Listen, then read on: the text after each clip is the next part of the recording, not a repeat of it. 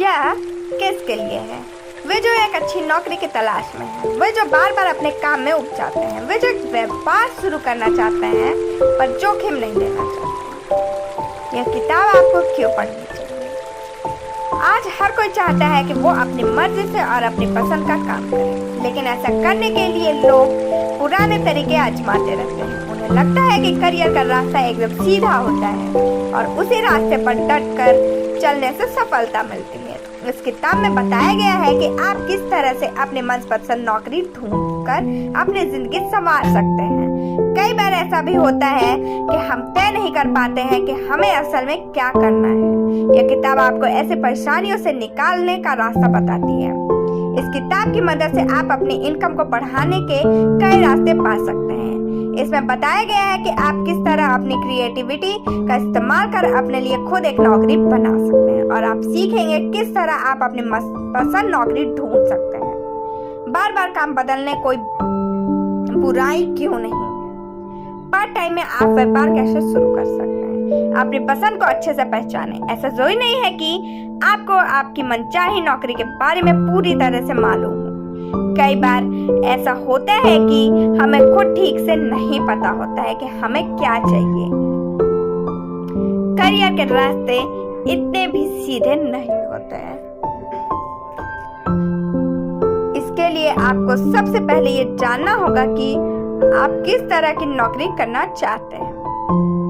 आपको बहुत सारे ऐसे लोग मिलेंगे जो आपसे कहेंगे कि जिंदगी सिर्फ एक ही बार मौका देती है। कुछ नौकरियों के लिए ये बात सच भी है, लेकिन ऐसा नहीं है कि अगर आपको वो मौका गंवा दिया तो आपकी जिंदगी में अब और कोई रास्ता नहीं। जिंदगी आपको हमेशा नए मौके देती रहेगी। आपके लिए हमेशा दूसरे और नए रास्ते खुले रहेंगे। मान लीजिए कि आपको सर्कस में काम करना पसंद है, तो आप जाकर सर्कस में काम करने लगते हैं, लेकिन कुछ दिन काम करने के बाद आपको लगता है कि आपको सर्कस पसंद नहीं आ रहा, तो आप सर्कस का काम छोड़कर सर्कस के टिकट ऑफिस में काम करने लगते हैं। ये काम भी आपको कुछ दिन बाद बोरिंग लगने लगता है। अब आप टिकट ऑफिस का भी काम छोड़ देते हैं और कहीं और काम ढूंढने चले जाते हैं। एक दिन आप रास्ते में सर्कस टी शर्ट देखते हैं और आपको तुरंत एहसास होता है कि आप टी शर्ट बनाएंगे।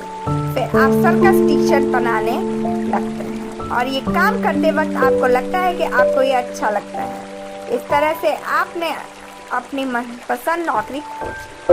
तो जरूरी नहीं है कि आप एक प्लान के हिसाब से एक नौकरी के पीछे भागें, और अगर आपको वो नौकरी न अच्छी लगे तो भी आप उस नौकरी से चिपके रहें। आप अपना काम खुद चुनिए, और अगर वो आपको अच्छा न लगे तो आप छोड़ दीजिए। आप ऐसी नौकरी ढूंढिए जिससे आपकी सारी जरूरतें पूरी हो। नौकरी ढूंढते वक्त आप इस बात का ख्याल रखें कि आपकी नौकरी से आपकी सभी जरूरतें पूरी हों। आप कोई नौकरी सिर्फ इसलिए मत करिए क्योंकि वो आपको अच्छी लगती है। आइए देखें कि एक नौकरी ढूंढते वक्त आपको किन किन बातों का ख्याल रखना है। सबसे पहले तो आपको ये देखना होगा कि क्या आपको आपकी नौकरी आपको मजेदार लगती है। अगर आपको आपकी नौकरी अच्छी नहीं लगती तो आप अपने काम में मन नहीं लगा पाएंगे और न ही आप नई चीजों को सीख पाएंगे।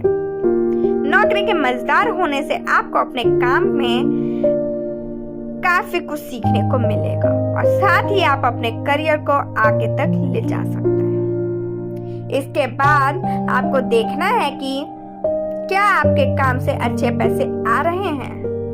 अगर आपका काम आपको अच्छा लगता है पर आपको उससे अच्छे पैसे नहीं आते तो आप नौकरी पर तो अपनी जिंदगी खुशी से बिताएंगे, लेकिन जब आप काम कर नहीं रहेंगे तब आप न तो खुद को खुश रख पाएंगे न ही अपने परिवार वालों को। और आखिरी चीज जो आपको अपनी नौकरी में ढूंढनी है वो है लय। आप जो भी काम करें उसमें एक लय होना चाहिए। काम करते वक्त आप अपने काम में पूरी तरह से डूबकर उसे कुछ इस तरह से कीजिए कि आपको समय का पता ही न चले।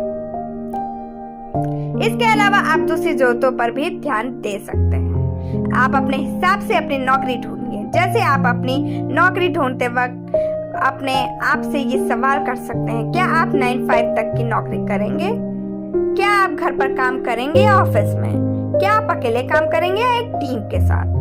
क्या आप आजादी से काम करेंगे या आपको किसी मैनेजर की जरूरत है? इस तरह आप अपने आप से और भी सवाल करके अपनी नौकरी की तलाश कर सकते हैं। अपने रास्ते में किसी भी चीज को आने मत दीजिए और हर हालात के लिए तैयार रहिए। आप हर हालत के लिए प्लान बनाकर रखिए। अपने डर को अपने काम के रास्ते में मत आने दीजिए। इस सबक में हम देखेंगे कि आप अपने रास्ते की रुकावटों को कैसे दूर कर सकते हैं।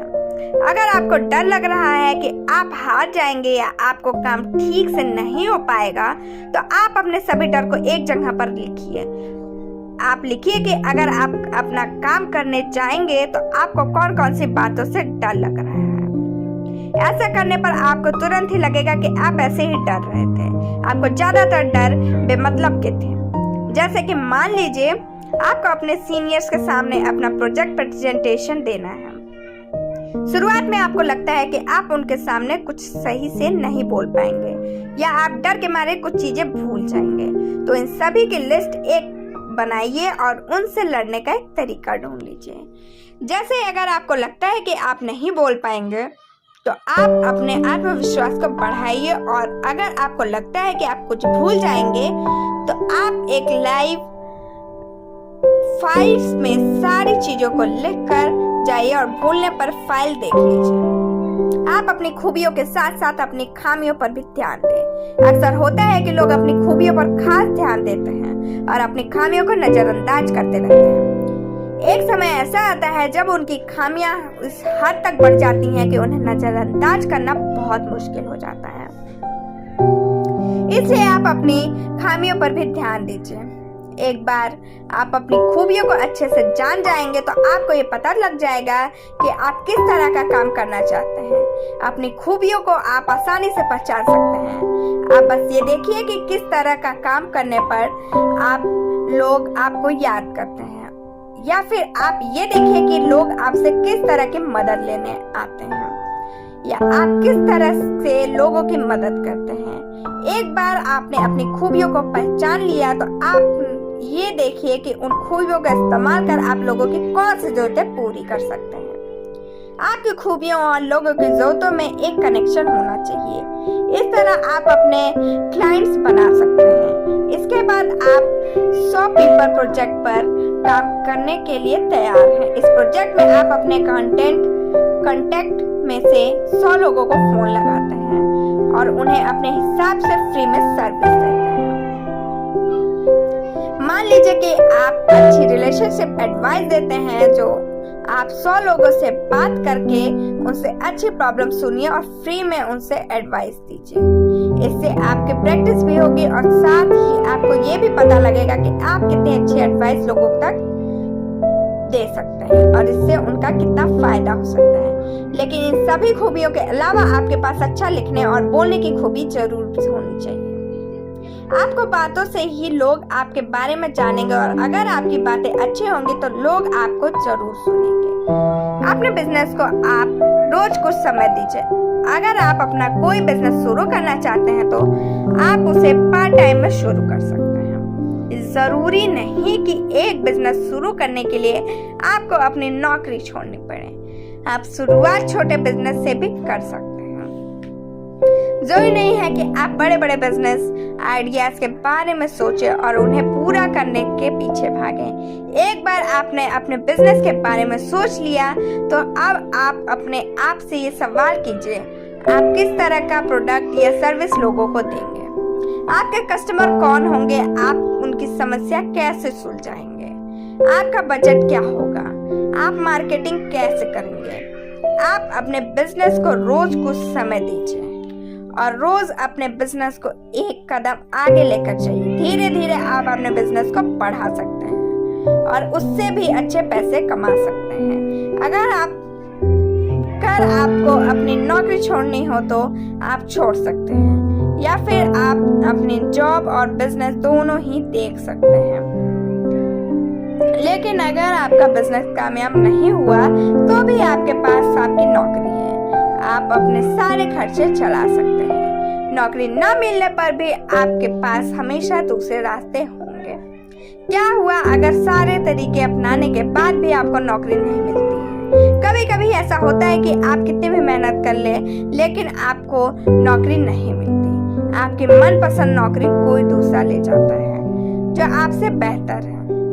ऐसे में आप खुद अपने लिए एक नौकरी बनाइए। आप अपनी कला को अपनी नौकरी बना सकते हैं। आप अपनी क्रिएटिविटी इस्तेमाल कर लोगों तक पहुंच सकते हैं और उन्हें सर्विस दे सकते हैं।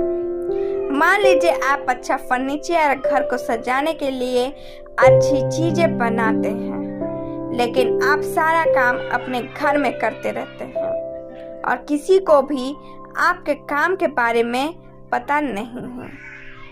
ऐसे में आपका काम कितना भी अच्छा क्यों न हो, लोग आपके प्रोडक्ट या सर्विस को नहीं खरीदेंगे।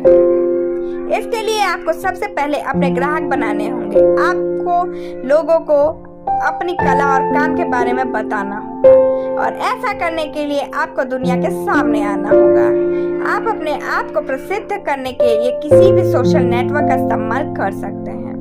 इसके अलावा आप खुद जाकर अपना विज्ञापन दे सकते हैं। सभी बातों को सोच समझ लेने के बाद आपको एक आखिरी चीज के बारे में सोचना होगा। आप एक तरीका ढूंढिए जिससे कि लोग आपको आपके सर्विस के लिए पैसे दे सकें। आप सिर्फ एक ही काम करने के लिए पैदा नहीं हुए थे। क्या आपको याद है कि आपने एक ऐसे पेपर पर साइन किया था जिसमें ये लिखा था कि एक काम चुन लेने के बाद आपको सारी जिंदगी वही काम करना है? आपको नहीं याद होगा क्योंकि आपने साइन नहीं किया। इसका मतलब ये है कि इसमें कोई बुराई नहीं है। अगर आप बार बार काम बदलना चाहें या हमेशा अपने काम से उब जाएं, जैसे कि पहले ही कहा गया है कि आपके पास हमेशा ही दूसरे और पहले से अच्छे रास्ते होंगे। और अगर आपको दो कामों में दिलचस्पी है तो आप वो भी कर सकते हैं। जरूरी नहीं है कि आप एक साल में एक ही काम करें। आप साल के एक महीने में कोई काम कर सकते हैं और किसी दूसरे महीने में कोई दूसरा काम कर सकते हैं। मान लीजिए कि आपका शौक है कि आप लोगों को अच्छे कामों में लगाने और उन्हें अपना काम अच्छे से और मेहनत से करने के लिए मोटिवेट करेंगे। अब आप चाहते हैं कि आप बच्चों को भी मोटिवेट करें और पढ़ें, तो इसके लिए आप एक स्कूल टीचर बन सकते हैं। आप स्कूल टाइम के हिसाब से बच्चों को पढ़ाइए और जब छुट्टियां चल रही हो तो आप सेमिनार में बड़ों को मोटिवेट कीजिए। एक आजाद जिंदगी वो होती है जिसमें आपको चुनने की आजादी हो। आप जो चाहे वो कर सकते हैं। दो काम एक साथ करना सुनने में थोड़ा मुश्किल लग सकता है, पर आप एक अच्छा शेड्यूल बनाकर दोनों काम संभाल सकते हैं। सारांश, अपने हिसाब से अपना करियर चुनना एक सीधा और आसान रास्ता नहीं है। जरूरी नहीं है कि आपको पता हो कि आपको कौन सा काम अच्छा करना लगेगा। ये भी हो सकता है कि बदलते मौसम के साथ आपकी दिलचस्पी भी बदल जाए और हमेशा आपको कुछ नया करने का मन करे। इसमें कोई बुराई नहीं है। आप वो काम कीजिए जो आपको अच्छा लगे। साल में कुछ अलग करने का फैसला कीजिए। जब भी एक नया साल आए तो आप साल के पहले दिन ये फैसला कीजिए कि आप इस साल कम से कम एक बार सभी नियमों को तोड़कर कुछ अलग करने की कोशिश करेंगे। जरूरी नहीं है कि आप ऐसा पैसे कमाने के लिए ही करें। ऐसा करने से आप अलग अलग लोगों से मिलेंगे और आपको अलग अलग अनुभव होगा। आज के लिए बस इतना ही। Thank you, bye bye, take care.